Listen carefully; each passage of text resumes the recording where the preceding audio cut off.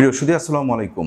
আমি doctor Mohammad Abdul Mannan, senior প্রভাষক, Manikganj homeopathic medical college, senior consultant, homeopathic foundation hospital, Kazipara, Mirpur, Dhaka.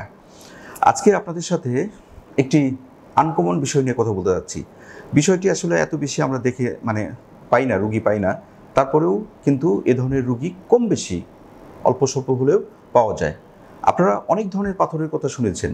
পিত্তথলিতে পাথর হয়, আমাদের কিডনি স্টোন, কিডনিতে পাথর হয়, মূত্রথলিতে পাথর হয়, শরীরের অসংখ্য জায়গায়, প্যানক্রিয়াস, ওখানে পাথর হয়, এরকমভাবে অনেক জায়গায় পাথর হয়, টনসিলে পাথর হয়, পাথরের শেষ নাই। আজকে আমি যে বিষয়টি নিয়ে কথা বলতে যাচ্ছি সেটা হচ্ছে আমাদের যে স্যালাইভারি গ্ল্যান্ড রয়েছে, লালা গ্রন্থি রয়েছে, সেখানেও কিন্তু পাথর হয়। অনেকে এই বিষয়টি জানেও না।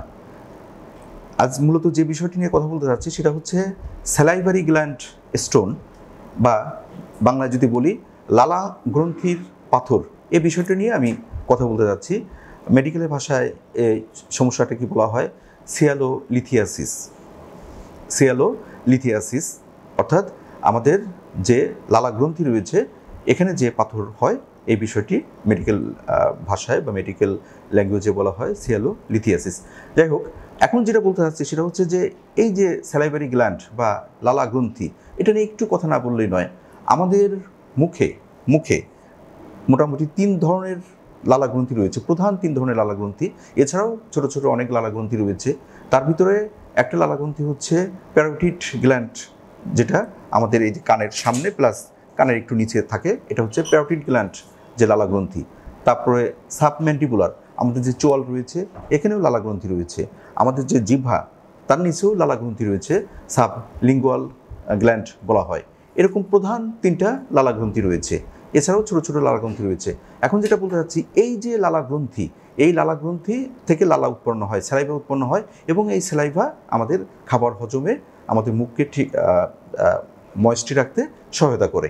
এখন কি কারণে এই স্যালাইভারি গ্ল্যান্ডের মধ্যে বা লালা গ্রন্থিতে পাথর হচ্ছে, এটা নিয়ে আমি প্রথমে একটু কথা বলতে যাচ্ছি। এর প্রধান যে কারণ সেটা হচ্ছে যে ডিহাইড্রেশন। অর্থাৎ আমরা যদি পানি খুব কম খাই বা আমাদের শরীরটা যদি ডিহাইড্রেটেড হয়ে যায়, তাহলে যেটা হয় সেটা হচ্ছে যে এই যে লালা গ্রন্থিগুলো রয়েছে এখানে কিন্তু লালা উৎপাদন কমে যাবে, লালা কম থাকবে। এখন লালা যদি কম থাকে, এগুলো যদি কনসেন্ট্রেশন হয়ে যায়, তাহলে লালার ভিতরে যে কেমিক্যালগুলো রয়েছে, কেমিক্যাল সাবস্টেন্সগুলো রয়েছে, বিশেষ করে যে ক্যালসিয়াম রয়েছে, এগুলো আস্তে আস্তে জমে যে এ ধরনের পাথরের সৃষ্টি করে, এই লালা গ্রন্থির পাথর সৃষ্টি করে। এটা হচ্ছে প্রধান কারণ। তারপরে 2 নম্বর কারণ হিসেবে বলা যায় সেটা হচ্ছে যে এই লালা গ্রন্থির সাথে স্যালাইভারে আবার ডাক্ট থাকে, নালী থাকে। এই নালীগুলোর অ্যানাটমিক্যালি অনেক সময় দেখা যায় এগুলো ন্যারো হয়ে যায়, সংকুচিত হয়ে যায়, বা কোনো কারণে এর ভিতরে কোনো অবস্ট্রাকশন যদি হয়ে যায়, তাহলে কিন্তু এগুলো পাথর এই লালা গ্রন্থিগুলোতে বা লালা যে স্যালাইভারির যে ডাক্ট রয়েছে এখানে জমতে পারে। মেডিকেশনস, কিছু কিছু ওষুধ রয়েছে যে ওষুধগুলো কিন্তু আমাদের মুখের লালার পরিমাণ কমায় দেয়। এই ওষুধগুলো যদি দীর্ঘমেয়াদী কেউ খায়, তাহলে কিন্তু তাদের এই স্যালাইভারি গ্ল্যান্ড স্টোন বা সিয়ালোলিথিয়াসিসের যে সমস্যাটা, এটা হতে পারে। তারপরে যারা স্মোকিং করে, সবসময় ধূমপান করে, বা অটো ইমিউন ডিজিজ রয়েছে এটা, অথবা রেডিয়েশন থেরাপি যারা নেয়, বা যাদের ক্যান্সার হয়েছে, তাদেরও কিন্তু দেখা যায় যে লালার পরিমাণ অনেক সময় কমে যায়, অথবা মাড়িতে কোনো সমস্যা, এ ধরনের সমস্যা হলে। তারপরে যেটা আরেকটা কমন কথা সেটা হচ্ছে যে আমাদের শরীরে যদি ক্যালসিয়ামের পরিমাণ বেড়ে যায়, বা লালাতে যদি ক্যালসিয়ামের পরিমাণ বেড়ে যায়, তাহলে কিন্তু এই লালা গ্রন্থিতে পাথর হওয়ার সম্ভাবনা রয়েছে। বা এই যে স্যালাইভাগুলো রয়েছে এগুলোর যদি কনসেন্ট্রেশন বেশি হয়ে যায়, তাহলেও এই পাথর হওয়ার সম্ভাবনা রয়েছে। আরেকটা বিষয় হচ্ছে যে এগুলো সাধারণত 40-এর পরে যায়, যাদের বয়স 40-এর উপরে, তাদের ক্ষেত্রে আমরা দেখেছি যে এই লালা গ্রন্থির পাথর হওয়ার ব্যাপারটা আমরা বেশি দেখে থাকি। এই হচ্ছে প্রধান প্রধান কারণ। এখন যদি লালা গ্রন্থিতে পাথর হয়, সেক্ষেত্রে যেটা কতগুলো সিমটমস নিয়ে আসে, তার ভিতরে একটা হচ্ছে যে সাবম্যান্ডিবুলার যে গ্ল্যান্ড রয়েছে, এই যে চোয়ালের নিচে যে গ্ল্যান্ড রয়েছে, লালা গ্রন্থি রয়েছে, এখানে মূলত সবচেয়ে বেশি পাথর হয়।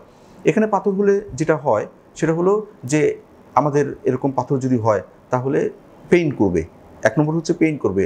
2 নম্বর, এই জায়গাগুলো ফুলে যাবে, চোয়ালের নিচে ফুলে যাবে, অথবা কানের পাশে ফুলে যাবে। আমরা মুখ ভালো করে হা করতে পারবো না, খাবার খেতে গেলে খুবই সমস্যা হবে, কথা বলতে গেলে সমস্যা হবে। এই জিনিসগুলো তারপরে আস্তে আস্তে ইনফেকশন হয়ে যেতে পারে, প্যারোটিড গ্ল্যান্ড বা এই সাবম্যান্ডিবুলার গ্ল্যান্ডগুলোতে ইনফেকশন হয়ে অ্যাবসেস হয়ে যেতে পারে, পাসফর্ম করতে পারে। মূলত এই ধরনের সমস্যাগুলো এই স্যালাইভারি গ্ল্যান্ডে পাথর হলে আমরা দেখে থাকি। এখন যদি এটাকে প্রতিরোধ করতে হয় তাহলে অবশ্যই আমাদের কতগুলো বিষয় খেয়াল রাখতে হবে। সেটা হচ্ছে যে কী কারণে এটা হচ্ছে, এই ব্যাপারটা কিন্তু মেইন ব্যাপার। আমাদের যে পানি খাওয়ার ব্যাপারটা, এটা কিন্তু আমরা অনেকে এই ব্যাপারটা অসচেতন। আমাদেরকে অবশ্যই নির্দিষ্ট মাত্রায় আমাদের শরীরটাকে হাইড্রেটেড রাখতে হবে, পানির যেন ঘাটতি না হয়। আমাদের এমন কিছু ওষুধ রয়েছে, অবশ্যই সেটার ব্যাপারে সচেতন থাকতে হবে যে এই ওষুধের কারণে যাতে আমাদের স্যালাইভা, আমাদের লালা উৎপাদন যেন কমে না যায়। এই বিষয়গুলো আমাদেরকে খেয়াল রাখতে হবে। পরিশেষে আমি বলতে চাচ্ছি যে এই লালাগ্রন্থির পাথর বা শরীরের যে কোনো জায়গার পাথর, সেটা পিত্তথলি পাথর হতে পারে, কিডনি স্টোন হতে পারে, অথবা এটা প্যানক্রিয়াটিক স্টোন হতে পারে, অথবা অন্য টনসিলের স্টোন হতে পারে, ঠিক একইভাবে প্রত্যেকটা পাথরের ক্ষেত্রে হোমিওপ্যাথিতে যথেষ্ট ভালো চিকিৎসা রয়েছে।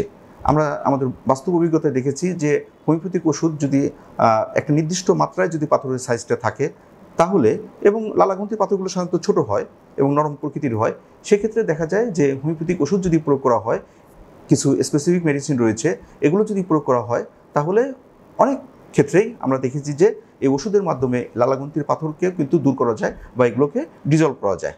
তাহলে বন্ধুরা, আজকে এই পর্যন্তই। আপনারা ভালো থাকুন, সুন্দর থাকুন। আল্লাহ হাফেজ।